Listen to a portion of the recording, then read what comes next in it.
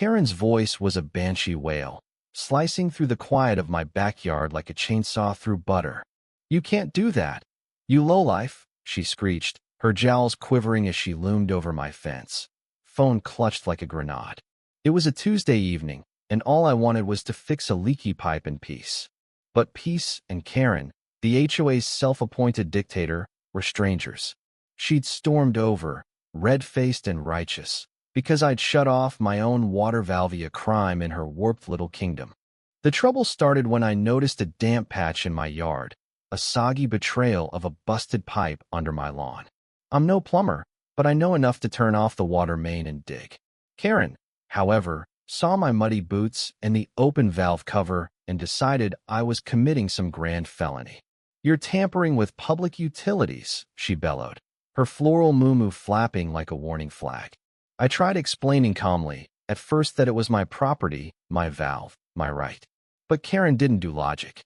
She did power trips. Her eyes narrowed, glinting with the glee of someone who thrives on control. "I'm calling 911, she declared, jabbing at her phone. "You'll be arrested by sundown." I almost laughed. The absurdity of it, her thinking she could police my own backyard, was cartoonish. But the threat wasn't. Karen had a reputation.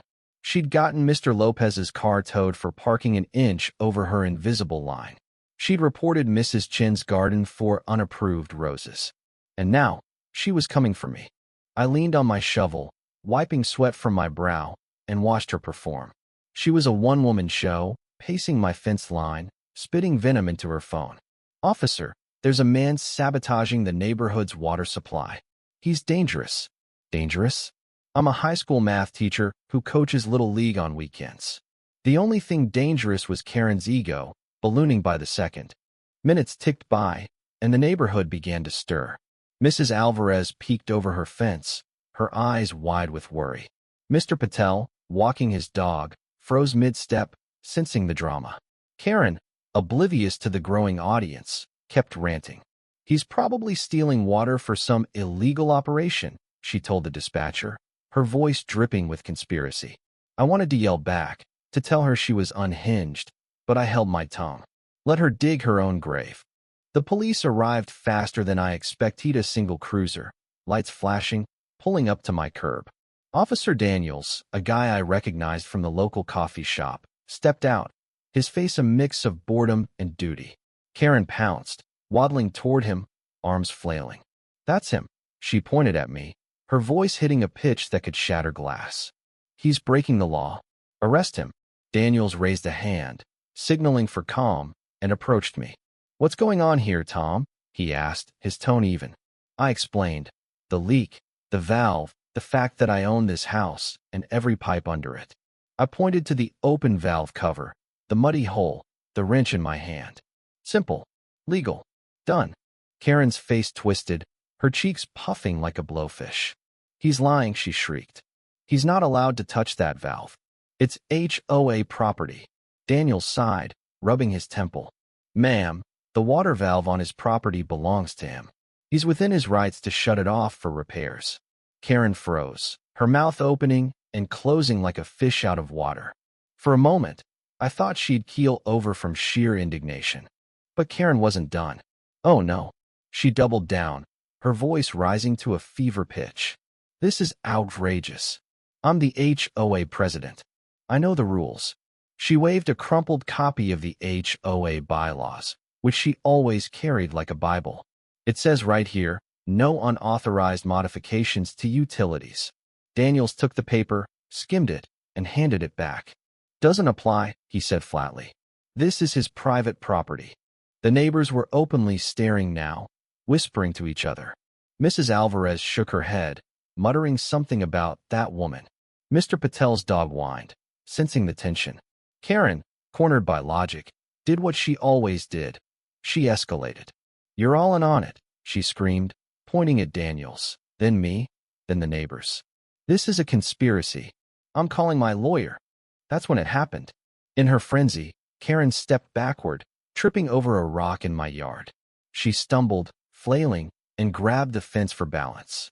The old wooden slats groaned under her weight and snapped. A section of my fence, already weathered, collapsed in a splintered heap. Karen sprawled on the grass, clutching her ankle, and let out a wail that could wake the dead. "You did this," she accused, pointing at me from the ground. "You set me up. I couldn't help it." I laughed. The absurdity was too much. Me, setting a trap with a rickety fence? Daniels didn't laugh, though. He crouched beside her, checking for injuries, but his patience was thinning. "Ma'am, you need to calm down," he said. "You're on his property, and you just damaged it." Karen's eyes widened, her face a mask of outrage. Damaged? Me? He's the criminal.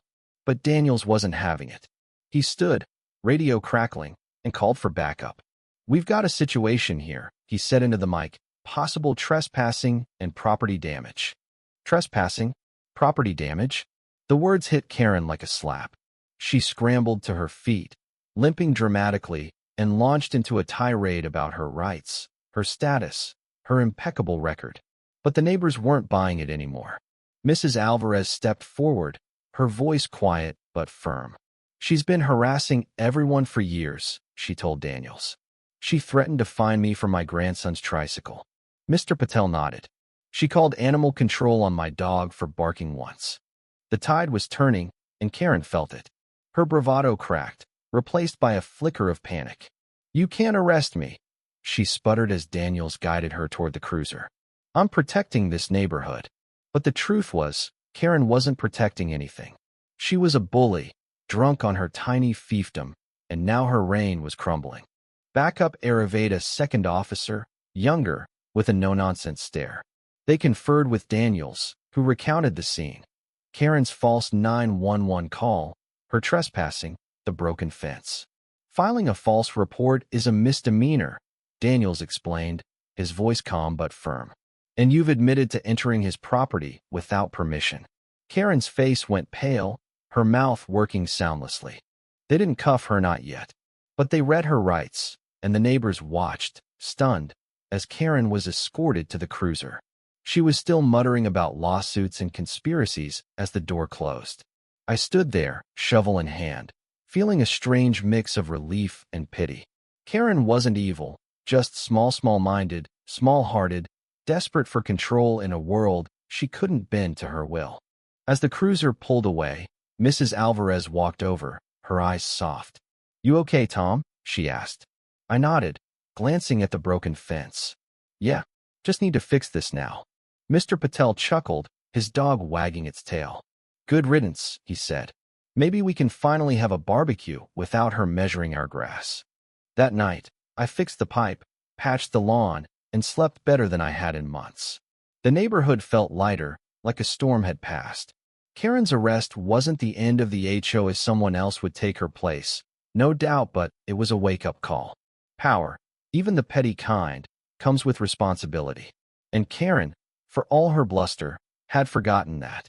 The next morning, I found a note tucked under my doormat, written in Mrs. Alvarez's neat handwriting. "Thank you for standing up. We're with you." Taped to it was a petition, signed by half the block, calling for a new HOA election. I smiled, folding it carefully. Maybe things could change. Maybe they already had. The end.